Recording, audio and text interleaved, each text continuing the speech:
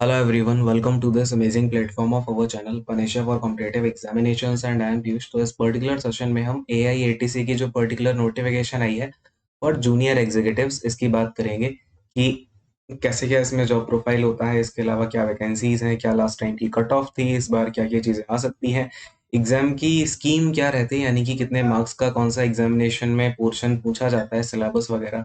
Then यहाँ पे आपको एलिजिबिलिटी में काफ़ी सारे डाउट आए थे जो मैंने आपको टेलीग्राम पे एक थ्रेड डाला हुआ था। आई होप जो भी डाउट्स थे आप लोगों ने वहीं डाल दिए होंगे, तो उनके बेसिस पे ही मैं आपके सारे डाउट्स भी यहाँ पे क्लियर कर दूंगा। ठीक है, तो शुरू करते हैं फटाफट से। सबसे पहले तो अपने पास में जो नेम ऑफ पोस्ट है वो जेई और एटीसी है। ठीक है, बेसिकली इसको आप AIATC या जेई एटीसी बोलते हो। और इसमें जो एलिजिबिलिटी है वो आपका full time regular bachelors degree होनी चाहिए 3 साल की, यानी कि बीएससी। ठीक है ना, 3 इयर्स का बैचलर डिग्री बीएससी होता है जिसमें कि आपका पीसीएम या मैथमेटिक्स। ठीक है, दूसरा आपका क्या है, full time regular bachelors degree in engineering in any discipline, यानी कि या तो आपने क्या किया हो, एक बीटेक किया हो या बीई किया हो। ठीक है, इसके अलावा physics and mathematics should be a subject in any one of the semesters curriculum, यानी कि इसमें आपका क्या है, फिजिक्स या मैथमेटिक्स में से, सॉरी फिजिक्स और मैथमेटिक्स आपका किसी एक सेमेस्टर में तो होना ही चाहिए, आपने जितनी भी पढ़ाई करी है 3 साल की 4 साल की उसमें से। ठीक, क्लियर है इतनी सी बात। इसके अलावा डिप्लोमा वाले कैंडिडेट्स इसके लिए एलिजिबल नहीं है, तो ये एक चीज आप यहाँ पे देख सकते हो। कई सारे बच्चों ने ये डाउट पूछा हुआ था। इसके अलावा इस आपका क्या होता है, पहले एक सीबीटी का एग्जाम होता है, इसका पैटर्न ये रहेगा, कंप्यूटर बेस्ड आपका टेस्ट होगा। इसकी क्या स्कीम होती है अभी बताऊंगा। इसके अलावा आपका क्या होता है, यहाँ पे एक वॉइस टेस्ट होता है। वॉइस टेस्ट में आपका बेसिक सी चीजें देखी जाती हैं कि आप बोलने और लिखने में इंग्लिश किस तरीके के लेवल पे हो, ये 10+2 के स्टैंडर्ड लेवल पे आप रहते हो या नहीं रहते हो। अच्छा, दूसरी बात यह है कि आपको बोलने में स्टैमरिंग नहीं करनी है। अगर आपको थोड़ा सा स्टैमर होता भी है अभी से, थोड़ा अगर आप पूरा इसके लिए डेडिकेटेडली प्रिपेयर कर रहे हो, तो अपना थोड़ा थोड़ा बोल के अगर आप उस स्टैमरिंग को हटा पाओ या आप थोड़ा सा उसको बेटर कर पाओ तो ज़्यादा अच्छा रहेगा। ठीक है, कोई भी इसमें एक्सपीरियंस नहीं मांगा गया, तो फ्रेशर कैंडिडेट्स इसके लिए एलिजिबल हैं। नाउ कैटेगरीज जो है आपका, ये एसिड अटैक विक्टिम्स के लिए हैं जिन्होंने मेडिकल स्टैंडर्ड्स आपके रिक्वायर होंगे एटीसी लाइसेंस वगैरह के लिए, तो ये चीज़ है। देन टोटल वैकेंसीज 400 है, one of the highest I है। आई गेस 2-3 ईयर्स में इतनी ज़्यादा तो नहीं आई कभी एटीसी की। टोटल आपकी 163 है, जिसमें से यूआर की 400 में से 40 है EWS. Then there we go 108 for OBC NCL, then 59 for SC, 30 vacancies for ST and PWD, 4 vacancies are included. ठीक है, तो ये चीज़ें हो गई, वैकेंसीज का ब्रेकअप हो गया। Now if we talk about की एज लिमिट क्या है, तो एज लिमिट आपकी 27 ईयर्स है, 14/7/2022 को। तो देखना आप यहाँ पे 14 जुलाई 2022 तक आपकी एज 27 ईयर्स की हो, 27 ईयर्स से ज्यादा नहीं होनी चाहिए। अगर आप इस डेट को भी 27 ईयर्स के हो रहे हो तो अप्लाई कर सकते हो। ठीक है, then what do we have here is candidate having BE, BTech, BSc engineering degree are allowed to apply against the post in which essential qualification is prescribed as bachelor's degree in engineering। ठीक है, जो मैंने आपको बताया था BE, BTech, BSc engineering आप इसमें eligible हो। ठीक, नाउ अब देखो डिग्री आपका ये तो पता ही है, डिग्री इतनी होनी चाहिए। अच्छा, परसेंटेज ऑफ मार्क्स, ये ध्यान देना यहाँ पे, जो आपका परसेंटेज है वो मिनिमम 60% होनी चाहिए। कई सारे लोगों ने ये चीज आपको नहीं बताई होगी, क्योंकि ये वाला पॉइंट आपका नोट में डला हुआ है नीचे कि डिग्री आपकी क्या होनी चाहिए, आपका रिकॉग्नाइज करी जानी चाहिए गवर्नमेंट ऑफ इंडिया से। दूसरी बात, आपका मिनिमम 60% या इक्विवेलेंट होने चाहिए आपने जो भी बीएससी या बीटेक या बीई किया हुआ है। ठीक है, नाउ रिलैक्सेशन एज तो 20 जो होता है वही रहेगा, तो इसमें कुछ इंपॉर्टेंट बात है नहीं। Opening date of online application जो है वो 15 जून है 2022, और लास्ट डेट जो है वो 14 जुलाई है 2022। ठीक, टेंटेटिव डेट ऑफ एग्जामिनेशन आपकी आएगी कुछ टाइम के बाद। फिलहाल आपका ये आप 14 जुलाई तक अपने फॉर्म को फिलअप कर सकते हो। रेम्यूनरेशन इज ₹40,000, बेसिक पे होता है ये आपका E1 कैटेगरी का। फिर इसमें आपका आईडीए लगता है, यानी कि ये देखो आपका 35% का जो है यहाँ पे बेसिक पे मिलेगा, एचआरए मिलेगा, अदर बेनिफिट्स। तो आपकी अगर मैं टोटल सैलरी की बात करूं तो ये 12 लाख का सीटीसी, वैसे एक्चुअली में 11.4 का सीटीसी बनता है, बट इसमें आपका 3-4 महीने में कुछ कुछ आपको अलायंसेस मिलते हैं, लाइक ड्रेस अलाउंस हो गया, स्पेक्स अलाउंस हो गया, तो कुछ चीजें मिलती जाती हैं। तो उनसे आपका पूरा सीटीसी का मतलब समझना, ये आपको हाथ में कुछ नहीं मिलेगा। हाथ में अगर आपका मैं इन हैंड सैलरी की बात करूं स्टार्टिंग में, तो ये अराउंड 60+ के समथिंग रहती है। धीमे धीमे आपकी इंक्रीमेंट होती जाएगी।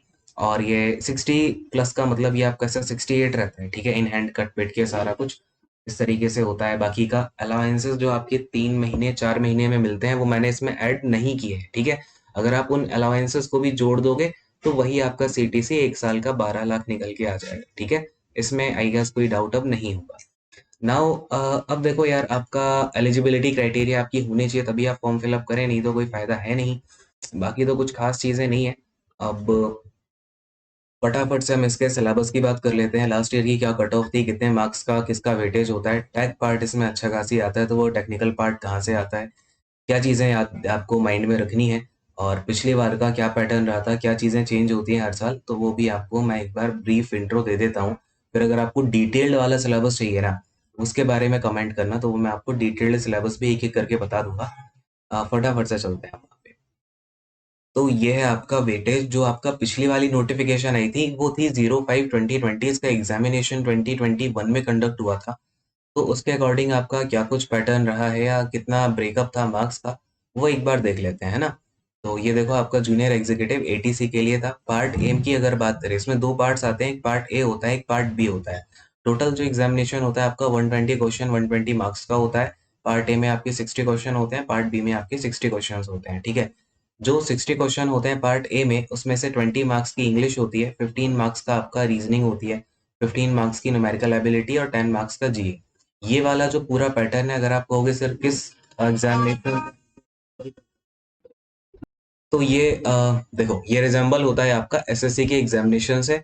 और मैथमेटिक्स जो है वो ठीक ठाक लेवल की आती है। इसमें आपको ट्रिगो के क्वेश्चंस भी देखने को मिलेंगे, अलजेब्रा के भी देखने को मिलेंगे, एडवांस के भी देखने को मिलेंगे। एडवांस मींस ज्योमेट्री हो गया, मेंसुरेशन का पार्ट हो गया, ठीक है, नंबर सिस्टम, ये सब कोई आपको टॉपिक्स जो है वो अच्छे से करके जाने हैं for the part general aptitude numerical ability, ठीक है। इसमें लिखा न्यूमेरिकल एबिलिटी रहता है, लेकिन इसमें ज्योमेट्री क्वेश्चंस भी आ जाते हैं, ठीक है। ज्योमेट्री हो गया, ट्रिगो हो गया, मेंसुरेशन हो गया, तो ये चीजें भी आपको करके जानी पड़ेगी। 15 मार्क्स का ही है, लेकिन ये चीज है। एंड इंग्लिश इसमें सबसे ज्यादा मार्क्स की है, 20 मार्क्स की in part A. Now part B में क्या होता है, आपका 60 क्वेश्चंस होते हैं आपका बेसिक्स ऑफ फिजिक्स के और मैथमेटिक्स के, ठीक है। इसमें ऐसा भी हो सकता है कि आपको वो 30 क्वेश्चन में डिवाइड करके दे दे, या फिर आपको ऐसा 35/25 में दे दे, 32/28 में दे दे। लास्ट टाइम ये रेशियो था 30/28 का, तो देख लेना, ठीक है, जो भी होगा। अब फिजिक्स और मैथ कहाँ से आती है, तो फिजिक्स आती है आपकी 11th एंड 12th क्लास की। इवन जो बीएससी के, अगर जिन लोगों ने बीएससी में फिजिक्स को पढ़ा हुआ होगा, तो अपने उन चीजों को भी एक बार देख लेना। कुछ दो चार क्वेश्चन आपके वहां से भी आ जाएंगे, यानी कि बेसिकली आपने कहीं ना कहीं, अगर आपको 11th 12th की फिजिक्स आती है तो इट इज बेटर, है ना। तो ये चीज हो गई है। सॉरी। तो बेसिकली आपको फिजिक्स में 11th 12th को अच्छे से पढ़ के जाना है ना। इतनी सी बात। दूसरा आपका मैथमेटिक्स हो गया। मैथ के जो बाकी के क्वेश्चंस होंगे, मैथ में ना आपको दो तीन चीजें ध्यान देनी है। पिछली बार का जो पेपर था वो तो आपका आया था 11th एंड 12th से पूरा का पूरा, ठीक है। वो भी दो तीन टॉपिक में इन्होंने निपटा दिया। लेकिन जो उससे पिछली साल आया, यानी कि 2022 की पिछली वाली जो नोटिफिकेशन थी, उसमें आपके इंजीनियरिंग मैथमेटिक्स के काफी क्वेश्चंस देखने को मिले थे, ठीक है, जो इंजीनियरिंग मैथमेटिक्स होती है। तो अब आपको यहाँ पे कोई भी, अगर आप रिस्क नहीं लेना चाहते हो, तो आपको सबसे पहले तो 11th और 12th की मैथ्स भी निपटानी पड़ेगी, और फिर ये इंजीनियरिंग मैथमेटिक्स का जो पार्ट है ये भी कंप्लीट करना पड़ेगा, है ना। अब इसमें जो आपको टाइम मिलता है वो 120 मिनट्स का मिलता है। ये देखो, सीधा सीधा सा हिसाब है, 120 क्वेश्चन 120 मिनट और 120 मार्क्स, ठीक है। और आपका पेपर जो है वो हिंदी और इंग्लिश दोनों मीडियम में होगा, तो इसकी आपको टेंशन लेने की जरूरत नहीं है। अब देखो, इसमें जिन लोगों ने फिजिक्स या मैथ में जिनको थोड़ी बहुत चीजें आती हैं, उनके लिए तो बेटर है कि आप ये फॉर्म भरो और चीजें जो है आगे बढ़ाओ। क्योंकि अगर आप अगर पढ़ोगे भी, अगर आपको पीछे की चीजें बिल्कुल ही नहीं पता है 11th 12th की, तो फिजिक्स और मैथ में आप बहुत ज्यादा तो नहीं कर पाओगे, है ना। तो उस हिसाब से सोच समझ के कि आपको ये करना चाहिए नहीं करना चाहिए, जो भी आपका थॉट बनता है एक बार मुझे कमेंट सेक्शन में जरूर बता देना। फॉर्म फिलअप कर रहे हो या नहीं कर रहे हो, उसके अकॉर्डिंग जो भी होगा देन हम आगे प्रोसीड करेंगे, ठीक है। एंड दूसरी बात यह है कि कट ऑफ की, है ना। तो कट ऑफ जो है आपका लास्ट टाइम 120 मार्क्स में से 93 तो 93 पॉइंट कुछ गया था। आपका जो वॉइस टेस्ट होता है उसके लिए, ठीक है, वॉइस टेस्ट के लिए। देन वॉइस टेस्ट का बाद जो आपका फाइनल कट ऑफ गई है, यानी कि जो बच्चे सेलेक्ट हुए हैं वो हुए हैं 95 पॉइंट कुछ मार्क्स पे, तो आप इसे 96 तक मान सकते हो, ठीक है। तो ये आपका बेसिकली कट ऑफ गया है पिछले साल 120 में से 96 तक का। इस हिसाब से आपको तैयारी करनी है, आप चीज़ें जो है अपनी आप एस्केलेट करो जो भी है।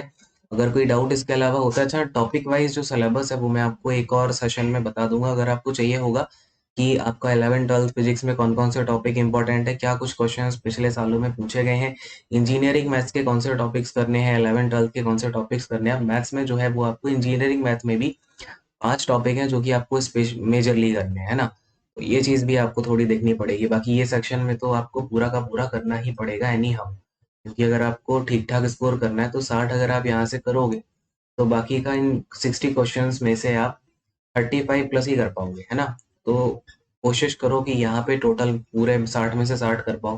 अब जिनकी अच्छी नहीं है उनके लिए बोल रहा हूँ, जिनकी फिजिक्स या मैथ में से कोई एक सब्जेक्ट अच्छा है तो आराम से 45 प्लस तक यहाँ पे जा सकते हैं, ठीक है। और कुछ क्वेश्चन तो देखो आउट ऑफ कॉन्टेक्स्ट आते ही हैं, तो 5 से लेके 8 क्वेश्चन तो आउट ऑफ कॉन्टेक्स्ट आपको मिलेंगे इसमें, जो पार्ट बी है।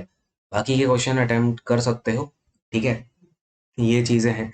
आई होप क्लैरिफाइड हो गया होगा। अब इस सेशन को यहीं पे एंड करूंगा। Thank you so much, God bless you all, take care and bye bye.